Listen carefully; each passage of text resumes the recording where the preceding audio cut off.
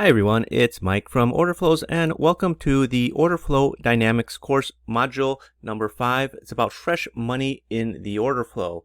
And one of the important things as an order flow trader is to recognize when fresh money comes into the market. And one of the hardest parts of analyzing order flow is determining if the current order flow is new money that is flowing into the market, meaning new positions being put on, or if the order flow is money leaving the market, positions being exited. Now, as a screen-based trader, there's no way to know if the order flow is new money flowing in or just an existing position being closed. However, understanding the type of trading that's occurring, be it on the bid or on the offer and in relation to the market context, a trader can begin to get a feel if the trading is new money coming into the market. So the easiest way to determine if new money is coming into the market is to understand where it should be coming in. For me, the easiest way to decide if new money is coming into the market is to watch the footprint. Now, specifically, the delta footprint, which is the delta at price. Generally, new money is going to be lifting the offers or hitting all the bids.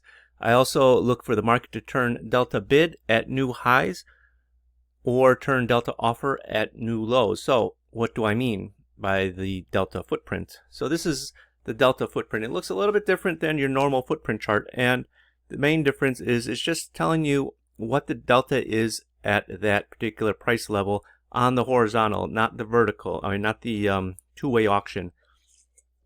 Specifically at a price. So if you see a positive delta at a price with nothing next to it, that means that there was aggressive buying at that price level. If you see like a negative number with no price to the right of it, it's telling you at that price level, that's what the delta was between the buyers and the sellers at that particular price level. And when you're looking for new money, like I said earlier, fresh money, new money, I kind of use those terms a little interchangeably, and I use them interchangeably because for my mind, they mean the same thing. So, when you're going out and taking out the highs, right, you want to be seeing, obviously, the highs are going to be taken out on aggressive buying. It's going to be lifting all the offers. But earlier, right, I said, I also look for the market to turn delta bid at new high levels or at new low levels, turn delta offer. And you can see it right here. You hit this new high level right here, it turns delta bid, negative 361. So somebody is bidding at this price level, in addition, 361 contracts more than what was being offered. And that actually traded, right? It's not the level 2, it's not the dome. It's telling me that at this price level, this could have been 861 contracts traded on the bid here versus 500 traded on the offer, but it was enough to turn the market bid. And what does it mean when you turn the market bid? So the market, there's bid offer, right? It's 5 bid at 6, and you want to buy all the 6s, and you still want to buy more. So you bid, maybe there's 50 lots offered at 6. You put an order in, buy 100 at 6. And so you lift all the 50 contracts that were on the offer at 6 and you turn it bid. Now it's 6 bid for the remainder of your balance. That's what I mean where it turns the market bid. Here's another example.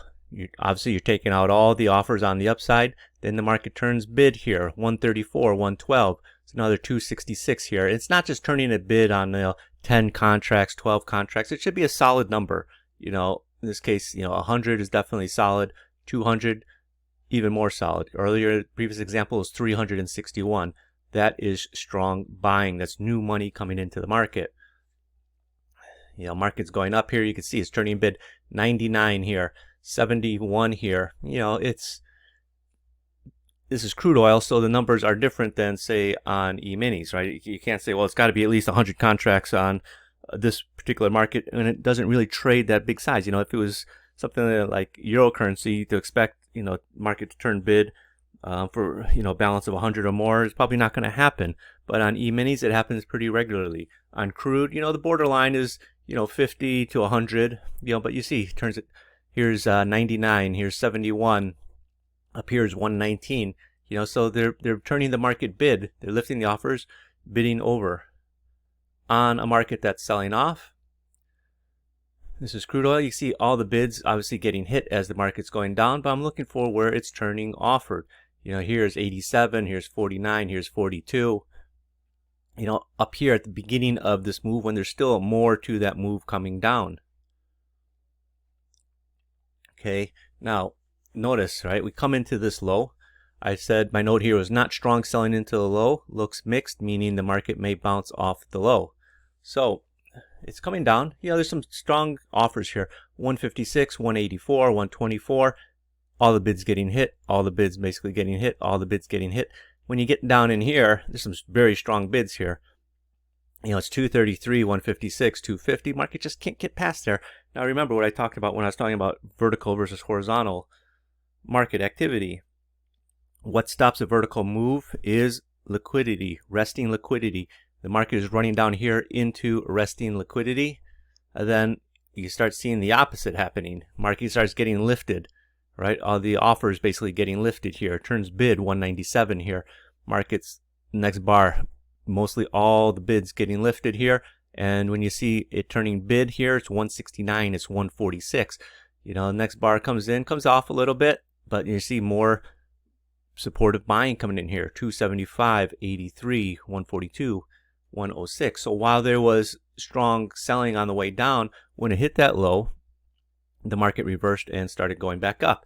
Now, yeah, I don't want to get ahead of myself, but you know, you got to ask yourself where fresh money, new money is going to come into the market. But before you do that, you know, you got to understand what really is new money. Well, new money is traders putting on new positions, obviously, right? They're committing themselves to the market. Now, again, when I talk about new money, I'm talking about institutional new money. I'm not talking about, you know, the retail trader that's trading 5, 10 lots. I don't care about that volume. Really what you're looking for is the big traders, what they're doing, because those are the people that you want to copy and jump behind when they're trading. Now, the new money, they've been sitting on sidelines waiting for something interesting to happen in the market before they get involved. Okay, so if you're at a low, that's an interesting area for them to get involved in. You're at a high, that's an interesting area for them to get involved in. Market can keep going higher or it can reverse and sell off. Just as if you're going down, making new lows, the market can reverse, go up, or it can go down, make fresh lows. It's not going to be in the middle of value area, right? They're not going to get involved in the middle of the value area, the middle of the day's range. They're not going to get involved at the unchanged level, right? So you got to know where new money should be attracted in the market. All right, it's a perfect example. We hit the high, started selling off. Okay, yeah, some strong selling here in this bar right after the high. Then you sort of went sideways, a little bit more selling, strong selling here, but it attracted people that were sitting on the sidelines. This is my opportunity to buy, to get involved. What happens here? They lift all the offers here in this next bar, right? Except these two down here on the bottom. Comes up, pulls back a little bit, pulls back right to the point of control. Again, mostly lifting the offers in these next bars as you start making new highs. As you start making new highs, you see they're turning the market bid 70, 96, 100. So what are the signs that new money buyers have been attracted to the market? Well, contract highs, lifetime highs.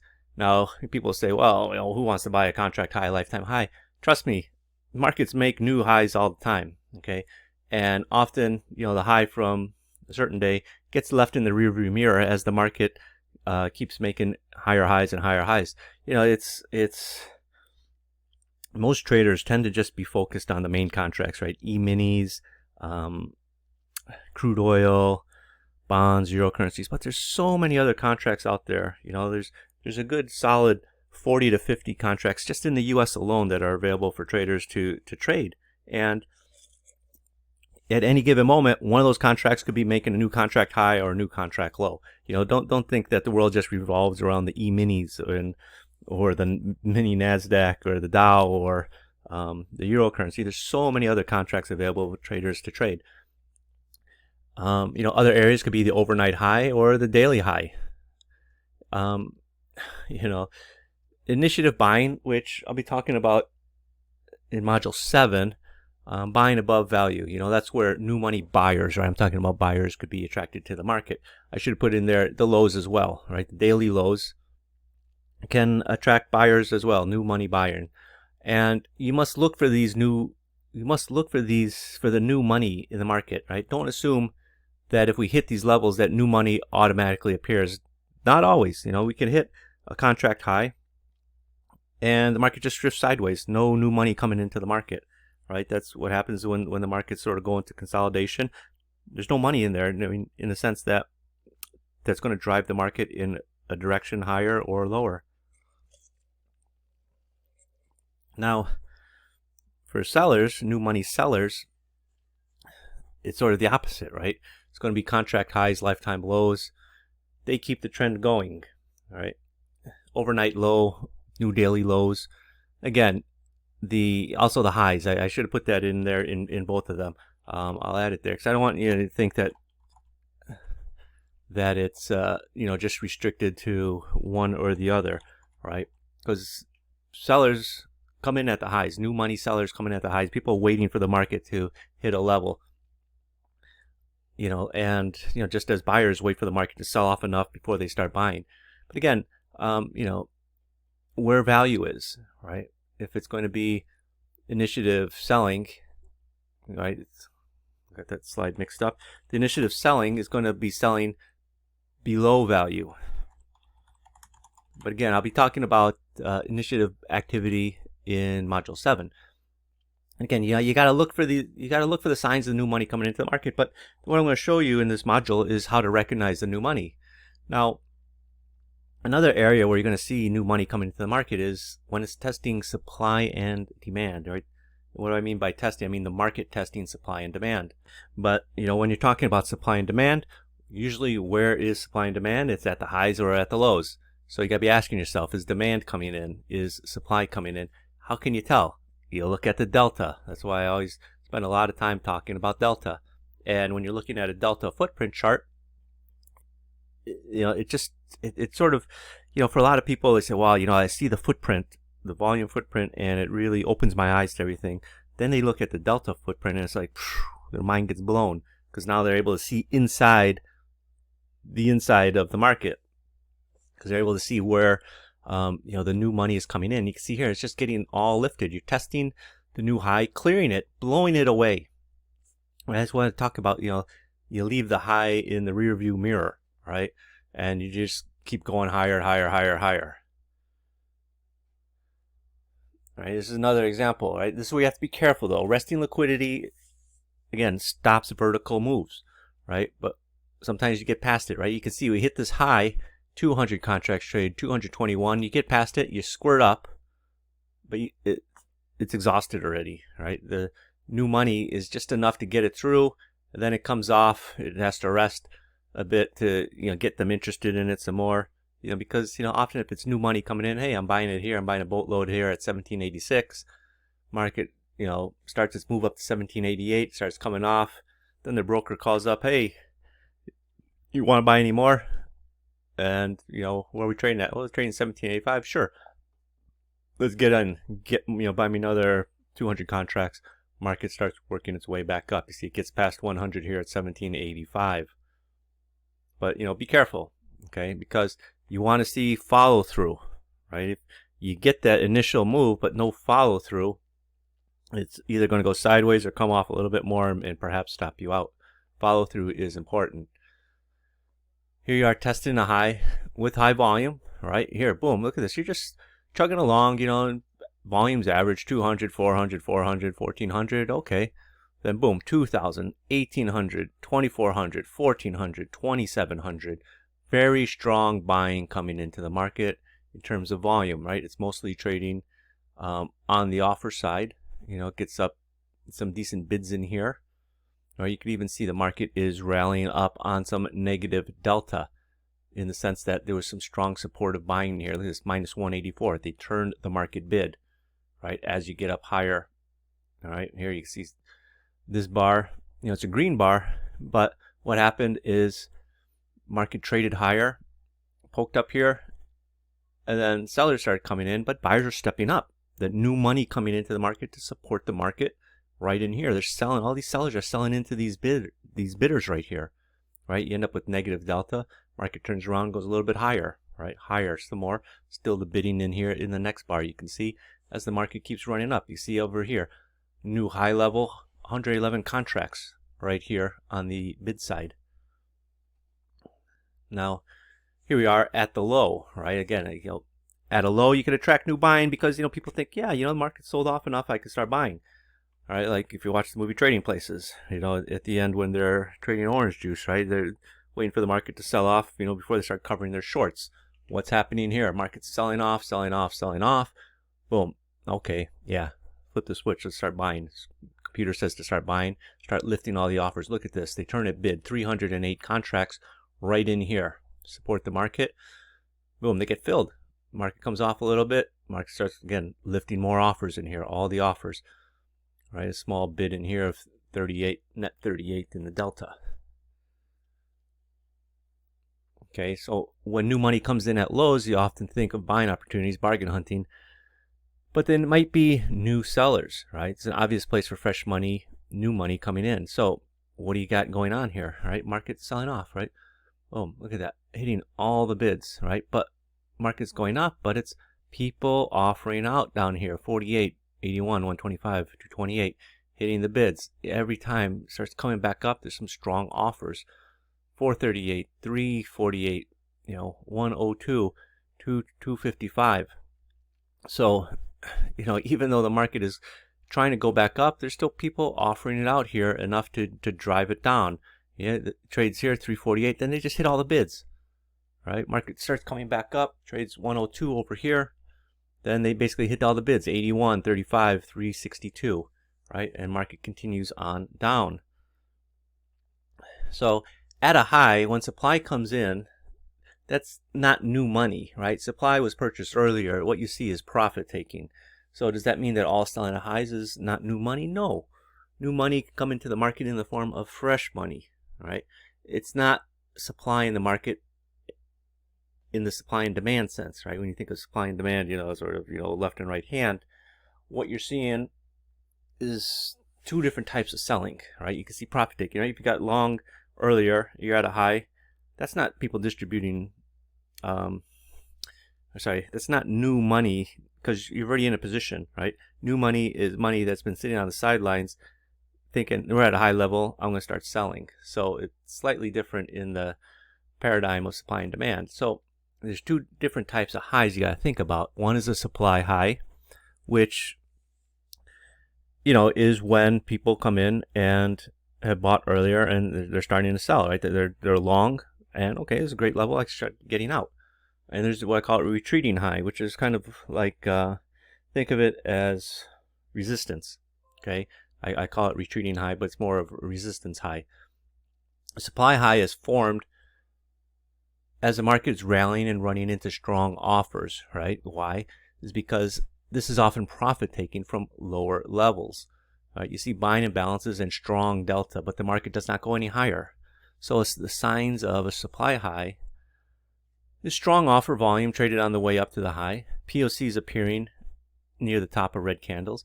Buying imbalances, but the market's not really going higher. Strong positive delta, but the market's not really going higher.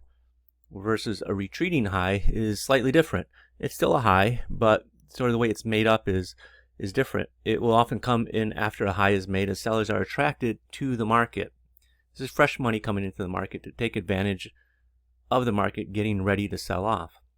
The signs of a retreating high is new highs and sideways activity, delta weakening, selling imbalances appearing, right? You're at your high, you got weak delta and selling imbalances appearing. Well, that's not a good sign, right? That's a sign of a market getting ready to sell off, and you're usually going to see a big down red candle. So let's take a look. Here we got supply present, right? It's lifting all these offers, but the market's not going any higher. Even here, right? You've got a new, it's the same high, not a new high. You got positive delta the bar before, positive bar the bar after. Market's not going anywhere. It's not going any higher, right? That's not a good sign. Instead, what you're seeing, people are offering out their supply up here. They're happy to offer it out because they probably bought earlier. They're working, these are their take profits, right? People that trading in an ATM, think of an ATM, the automatic trade manager. You got long at 16. You got to stop up, take profit up here at 22. That's what you're seeing up there, basically. All right, then you're seeing eventually the market starts selling off a little bit. Again, similar thing. You're seeing supply present, This is profit taking from lower levels, right? You're seeing strong offer up here, strong offer here, and this is a level, right? We went up, came off, going back up, right? Where was this volume here earlier, right? It wasn't there earlier. But now people are like, well, this is my chance to get out. You know, the market looks weak up here. They're looking to get out, all right?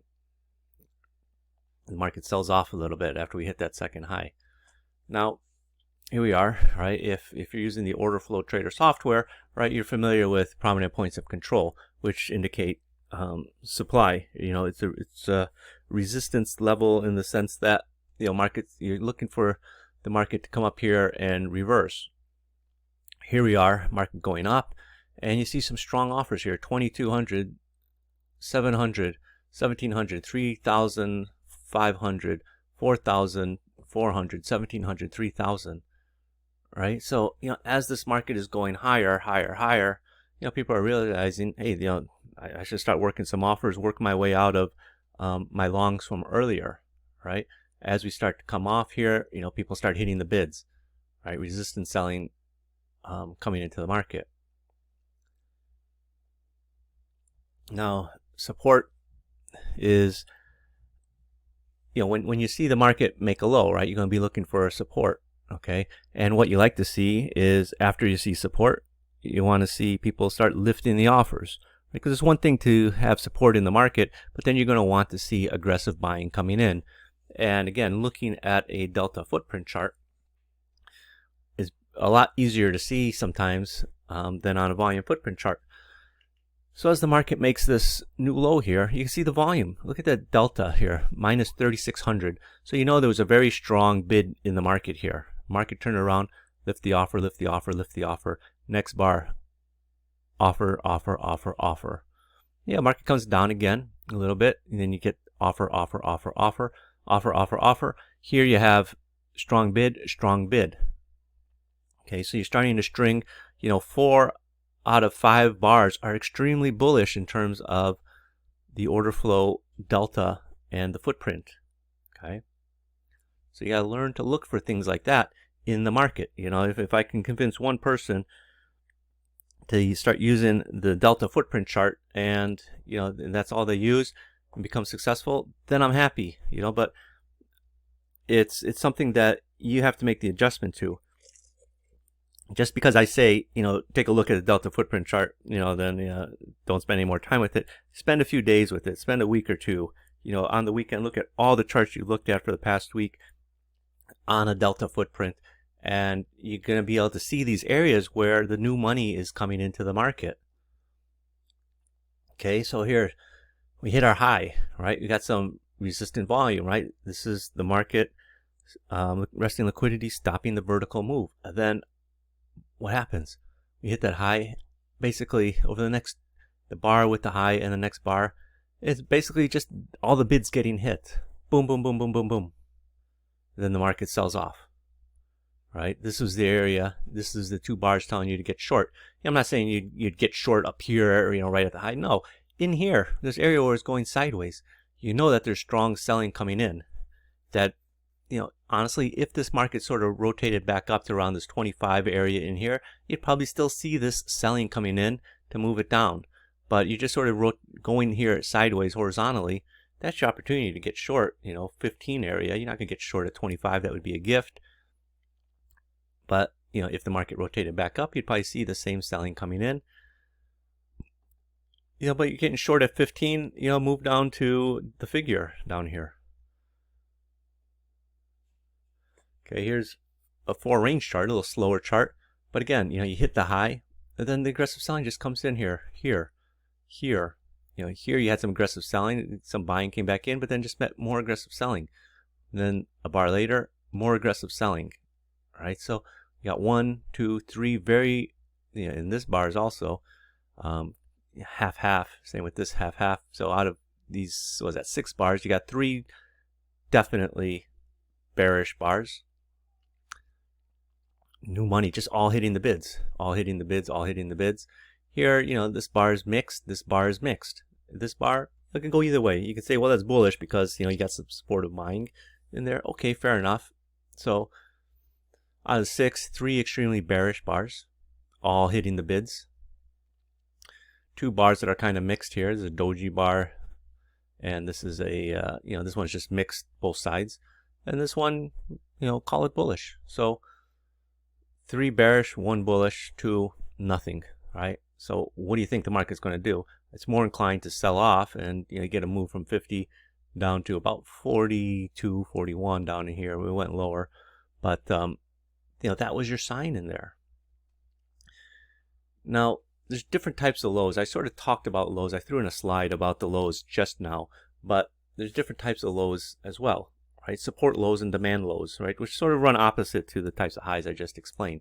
So a support low is made with resting bids soaking up all the selling coming in, right? You start seeing it prior to the low being made. What to look for in a support low is lows being made with heavier than normal volumes traded on the bids. Points of controls near the bottom of the green up bars. Small delta, positive or negative, which is a sign of aggressive selling into the resting bids.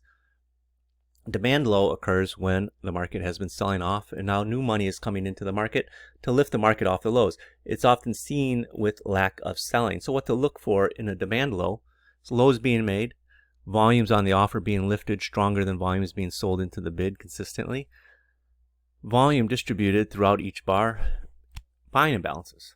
Okay, so let's take a look. Right, here's the demand low, right? You got your nice prominent point of control.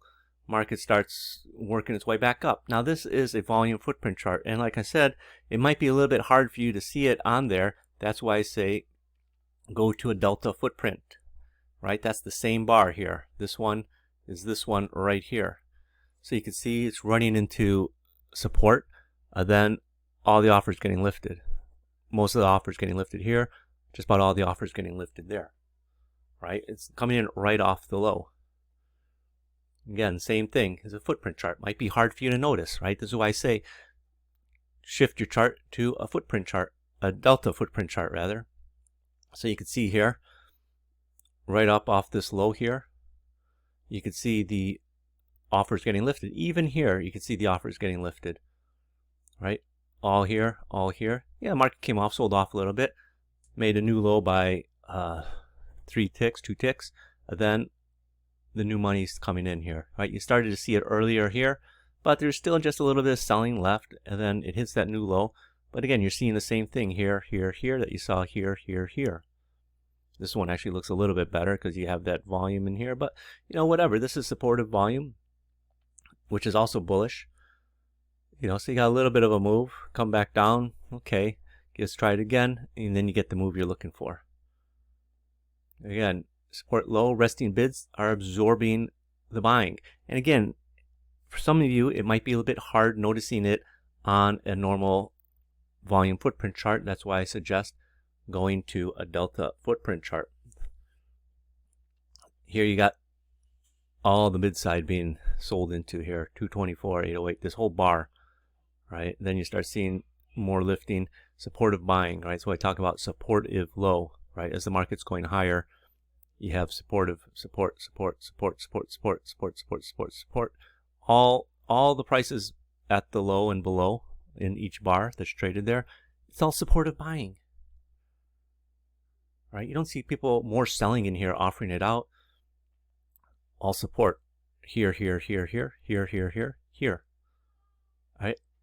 All the majority of the prices above, it's all being lifted here, here, here. This one is a strong buyer right here. You'll notice that's where the market came right back to a few bars later, right in here, where you had the big buyer. The big buyer is still here. Here's your support low, right? Again, if you're looking at a volume footprint, it might be hard for you to see. But when you look at the delta footprint, look at what stands out, right? You might have missed this 483, this 258, this 493, right? There's a big seller in here trying to put a cap on the market, but they can't. They sell about 1,000 extra contracts versus what the buyers were there. 454, 258, maybe it's about 1,500 contracts when you take into account what was the other volume going through there. It's 454, that's 900, 1,150 just in the delta at that price alone. But when you get down in here, someone just happily buying all these things passively. Yeah, sure, I'll take what you want. Then it's important to watch when you get back up in here, if you clear that, once you clear that, you had the strong seller in here. Once that seller gets cleared on the way back up, it's off to the races. So, keep an eye on that. We have an indicator called the bulge, which sort of looks for these things, these delta bulges, because oftentimes you see the bulge, you sell off, but when you come back up to that level and you get past where the seller was, if that seller is no longer there in the market, it's off to the races, right, in the other direction. Because what was sort of forcing the market down earlier, that force is removed from the market. So what direction you think the market's going to go? It's going to go back in the opposite direction. So testing a low with high volume is bullish, as it indicates demand, buyers are present. And trying to recognize the end of a rally or sell-off can be a difficult proposition for most traders, because most traders try to always be exact in that they are looking for that one price for the market to reverse at. On trend days, trying to find the end of a trend, you can find yourself looking at many losing trades, right? Don't try to predict an end of a trend. Let the market tell you that the end is near, so to speak.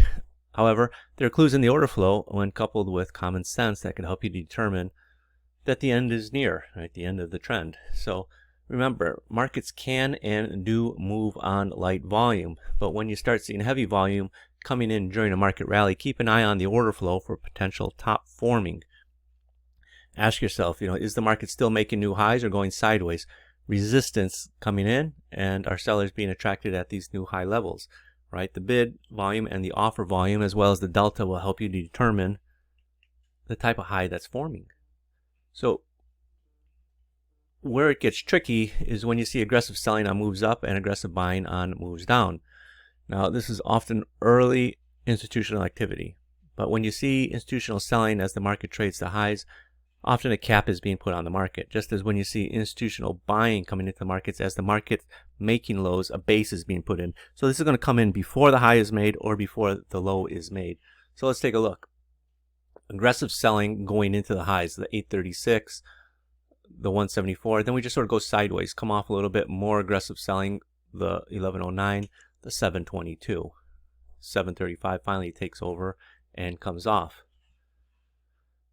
Aggressive buying on the move down. Obviously, this is what I just showed you earlier with the big volume. But you had a big seller here, right? It's sort of telling you this move probably can be over if the market starts reversing and trades back up into it. Okay, so honestly, I wouldn't be looking to buy down here, especially after the big seller. I'd be more keen on, if we get back up to that level and get past it. Okay, here we got aggressive buying on the move down, right? People are trying to pick the bottom here. The 93, the 16, the 57, before finally people realize, yeah, the bottom is probably put in, and we start going sideways, and then the market takes off on the way back up. So, when a market is making new lows and someone's got a lot to buy as the market is going down, it's very easy to buy, right? As the market is making new highs and you got a lot to sell, it's very easy to sell. So that's why you often see, that's where the institutions are going to be selling their positions out, because it's not going to move the markets. So remember, weakening moves, as traders commit themselves to a move, the amount of traders who can keep committing to a move gets smaller, right? The market then will proceed to form a top and reverse, not because smart money sellers appear, but instead because there's no one left to buy to sustain the move up. The only thing that's going to help the market is continued buying, and the continued buying is not there, then what's going to move the market higher? Nothing.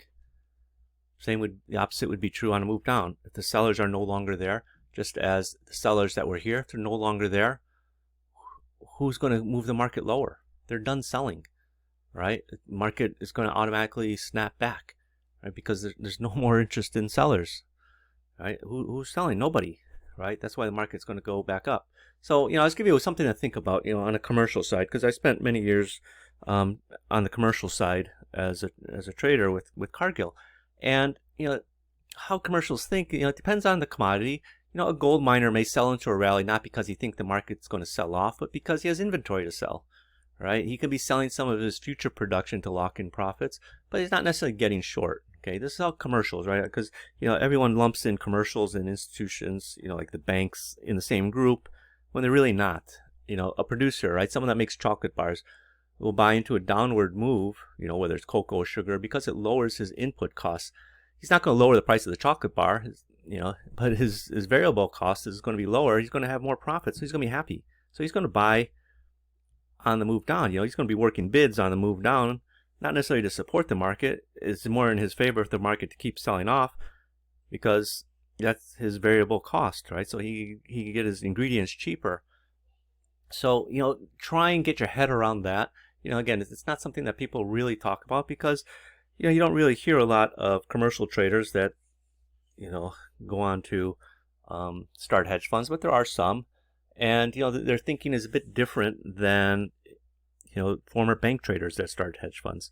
So anyway, that concludes Module 5. In Module 6, I'm going to discuss order flow rotation. So I'll see you on the next module, everyone. Bye-bye.